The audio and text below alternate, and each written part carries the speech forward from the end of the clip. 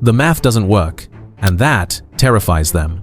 Dr. Avi Loeb just released calculations that should settle everything. 3. I Atlas. The object that's been haunting NASA's data streams for months underwent catastrophic disintegration during its solar passage. Millions of fragments. Explosive breakup. A comet death so violent it rewrote the upper limits of what we thought was possible. Case closed. Except, Loeb didn't stop there, because buried in those same calculations is a second scenario. One with identical mathematical rigor, one that explains the data just as precisely, and the clock to distinguish between them is ticking down to zero. Here's the problem.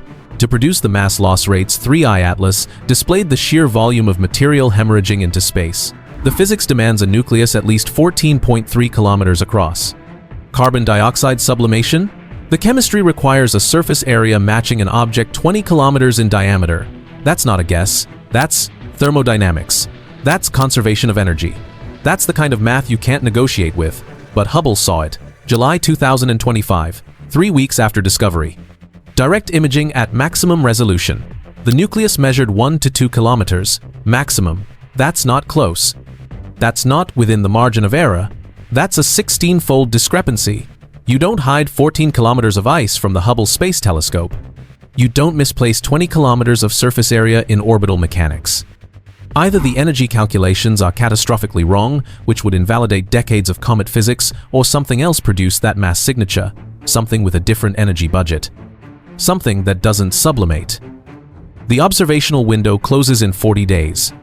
After December, 3I Atlas moves beyond detection range. The trajectory takes it into deep space, where no telescope on Earth or in orbit can resolve what's left. No second chance, no follow-up mission, no time to build new instruments. We get one answer. And then, it's gone.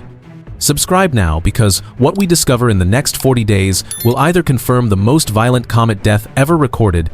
This next detail contradicts basic comet behavior observed across every cataloged solar system comet.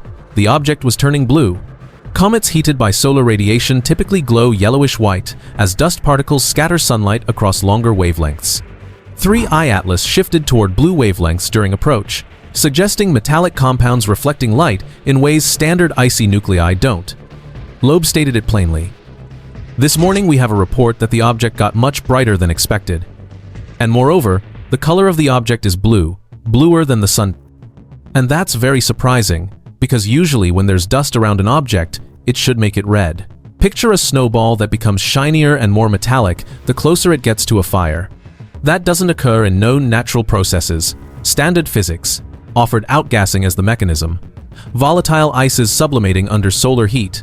Material jets creating reaction thrust. From early August through perihelion on October 29th, sublimation rates escalated from 330 kilograms per second to approximately 2 million kilograms per second. That's a 6,000-fold increase. Daily mass loss shifted from sub-million ton rates to ejecting 2 million tons per second at peak. But here's where energy balance shatters the conventional model. Solar radiation delivered 700 joules per square meter per second to 3I Atlas at perihelion.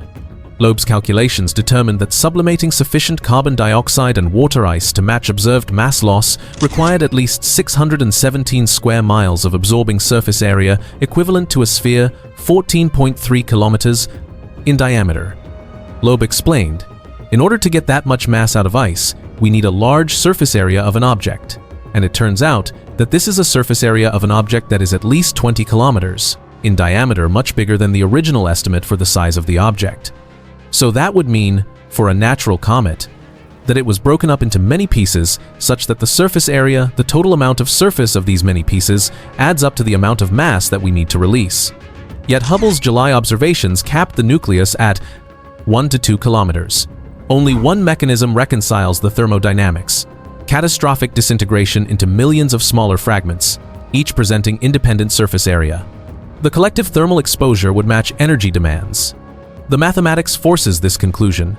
On November 9th, after perihelion passage, British Astronomical Association observers Michael Buettner and Frank Melillo documented imagery that transformed the investigation. They didn't capture a diffuse debris cloud characteristic of thermal breakup. They photographed organized, collimated jet structures. An anti-tail formation extended 950,000 kilometers toward the sun, defying standard solar wind dynamics that push material outward. The primary outflow stretched 2.85 million kilometers in the opposing direction, approaching double the Earth-Sun distance.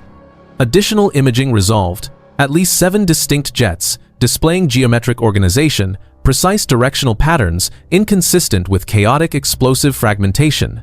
Most observers will overlook what this geometry actually implies, but if you're tracking the measurements, you're witnessing something unprecedented. Debris fields from thermal stress should create randomized particle distributions. These jets showed structural coherence, as if material was being channeled rather than passively released. Loeb calculated that maintaining 50 billion tons monthly in sustained mass loss would require either massive intact nuclei, contradicting the fragmentation hypothesis, or millions of fragments somehow retaining extraordinary outgassing. Capacity. Natural physics struggles with both scenarios simultaneously, which brings us to Loeb's controversial alternative framework.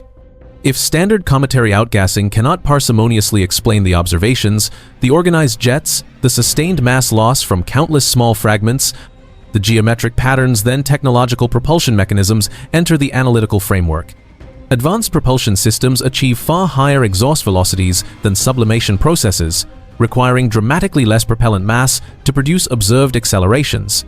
Directional thruster arrays would create exactly the kind of collimated, geometrically organized jets November photography revealed. What observational data reveals, and Loeb has explicitly stated, is that upcoming telescope campaigns will resolve the ambiguity. He's not claiming proof of artificial origin. He's framing competing hypotheses with equal scientific rigor, acknowledging that fragmentation remains viable but demanding the measurements decide. Hubble's November spectroscopy and Webb's December imaging will either reveal debris fields, confirming natural breakup, or show structural anomalies forcing entirely new interpretations. Then came trajectory measurements that stopped mission planners. 3I Atlas was accelerating beyond what solar gravity alone could explain. The object gained roughly 94 kilometers per day squared at closest solar approach. Already traveling beyond 150,000 miles per hour and somehow accelerating further, forces don't materialize from nowhere in celestial mechanics. This visitor entered detection range July 1, 2025, spotted by Chile's Atlas Survey Telescope. Humanity's third confirmed visitor from beyond the solar system, joining Oumuamua's 2017 flyby and 2I, Borisov's 2019 passage. 3 detections in 8 years suggests interstellar visitors may be far more common than previous estimates indicated. By late August, Webb's infrared detectors resolved a carbon dioxide envelope spanning 348,000 kilometers, approaching lunar orbital distance from Earth. Yet spectroscopy revealed peculiarities. Iron to nickel proportions didn't match textbook cometary profiles. The molecular fingerprint looked skewed like a passport, with correct authentication stamps arranged in the wrong sequence. Compare this visitor to its interstellar predecessors. Oumuamua displayed no sublimation signatures. An inert body tumbling through the inner system without gas release. 2I, Borisov, conformed to standard cometary physics. Predictable outgassing.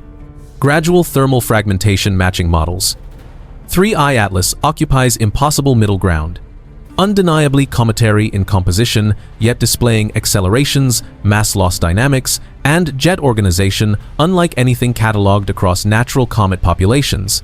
Here's what happens across the next 40 days. 3I Atlas reaches closest Earth approach, December 19, 2025. Hubble and Webb are conducting intensive spectroscopic campaigns through late November and December. These observations represent humanity's only opportunity for high-resolution study. Once it crosses beyond effective detection range, the window closes permanently. The data gathered during these 6 weeks becomes the eternal observational record. No future study possible, no second chances. January 2026 marks the detection threshold fade. Spring passage carries it beyond Jupiter's orbit into the outer system, accelerating toward the galactic void.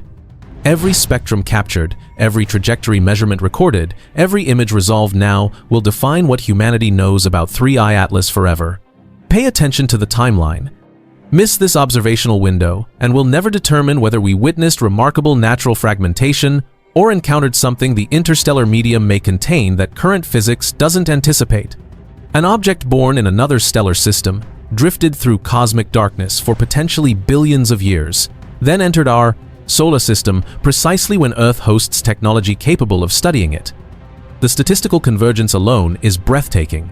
Now, as it passes through our cosmic neighborhood, it's either demonstrating a remarkable natural phenomenon science must expand to accommodate, or revealing that interstellar space contains objects we never anticipated. Either conclusion is profound. But the window is collapsing. Observations conducted these final weeks will determine whether the millions of fragments are natural cometary debris dispersing according to orbital mechanics or components of something far stranger. The disintegration is real. Photographed, measured, quantified, the jets are real, documented across multiple independent observatories. The acceleration defied pure gravitational models. Trajectory deviations calculated with precision. What physical processes created these phenomena will define not just what 3I Atlas is, but what stories the darkness between stars has been carrying. The telescopes are locked on, the data streams are accumulating, and somewhere in the spectroscopy, in the trajectory calculations, in the thermal models, lies the answer to whether millions of ice and rock fragments are following predictable physics, or whether something unprecedented just passed through our solar system during humanity's first moment capable of recognizing it. Loeb has been clear about what the December data needs to show. If this is natural fragmentation, we should see randomized debris distribution following orbital mechanics, thermal signatures matching ice and rock vaporization, gradual dispersion patterns consistent with explosive breakup. If those patterns aren't there, if the jets maintain geometric coherence, if the acceleration continues without corresponding mass loss, if the spectroscopy shows anomalies Webb and Hubble can't explain through standard chemistry, then we're looking at something that doesn't fit any natural model we have. And that's when the conversation changes. So here's what I want to know from you. Do you think the December observations will confirm natural fragmentation? Or do you think we're about to see data that forces an entirely new interpretation? Leave your answer in the comments, because in 40 days, we'll know which version of this story is true.